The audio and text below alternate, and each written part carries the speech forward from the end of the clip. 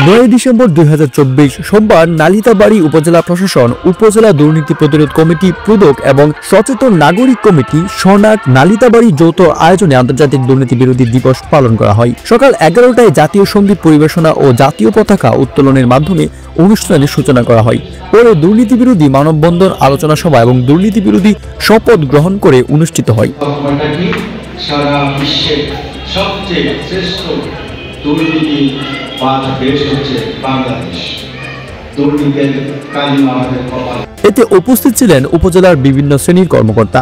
নালিতাবাড়ী উপজেলা দুর্নীতি প্রতিরোধ কমিটি সভাপতি এম.এ. হাকার হীরা এবং সনাক নালিতাবাড়ীর সহসভাপতি মোহাম্মদ মুশিউর রহমান, টিআইবি এর দীর্ঘদিনের দাবি ও পরামর্শ এবং দুদক ও টিআইবি এর যৌথ প্রচেষ্টার ফলস্বরূপ বাংলাদেশ সরকার সরকারিভাবে আন্তর্জাতিক দুর্নীতি বিরোধী দিবস উদযাপন করে আসছে।